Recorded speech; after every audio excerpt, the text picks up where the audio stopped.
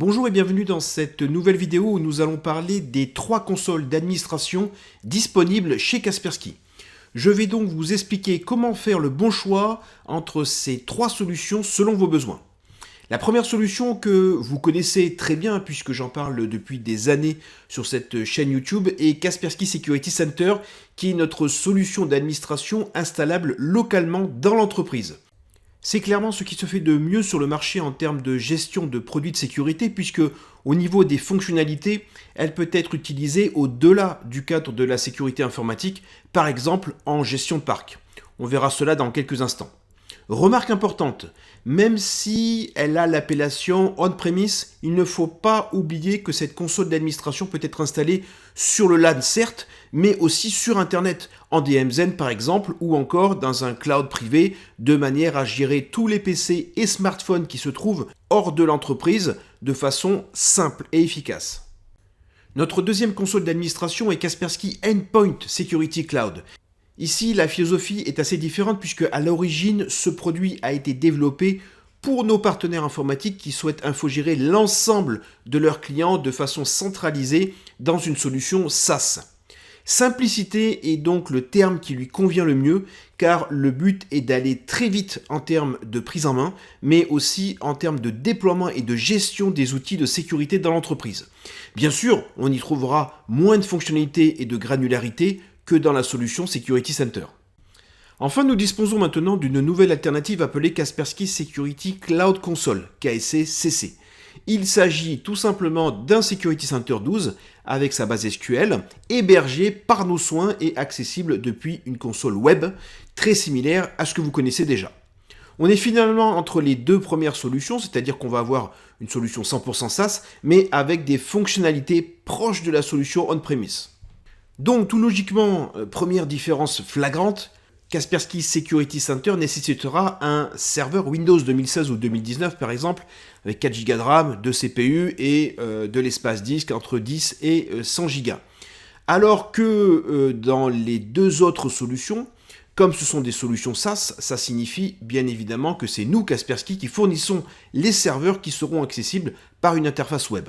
Sur le papier, ça peut paraître bien sûr beaucoup plus avantageux, mais n'oubliez pas que dans le cadre d'architecture relativement complexe, par exemple du multisite sur plusieurs pays ou plusieurs villes avec des connexions Internet aléatoires, Kaspersky Security Center 12 sera évidemment beaucoup plus à l'aise puisque aucun scénario ne lui résiste.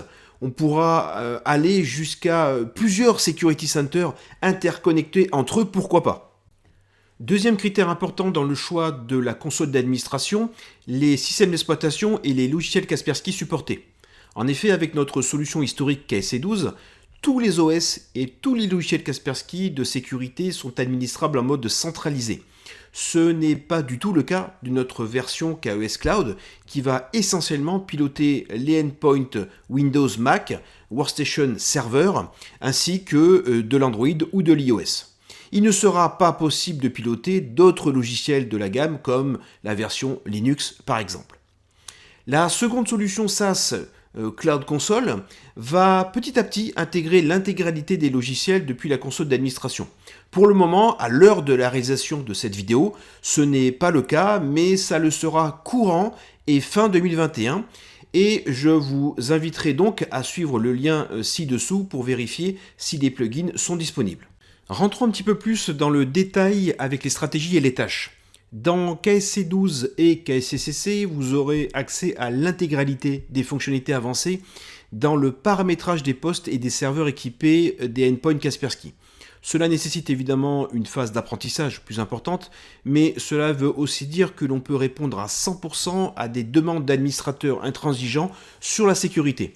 Citons ainsi le contrôle d'applications avancées par catégorie ou encore les profils de stratégie, les connecteurs SIEM ou encore la gestion des droits d'administration.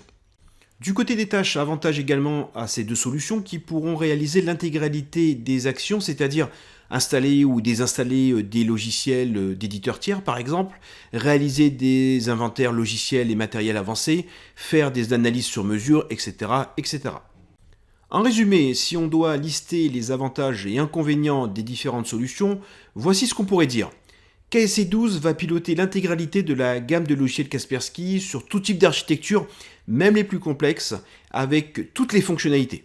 La solution est également idéale pour les administrateurs ou les infogérants qui veulent aller plus loin et notamment faire de la gestion de parc, incluant de la prise de contrôle à distance, du télédéploiement, des inventaires, du patch management, etc., etc.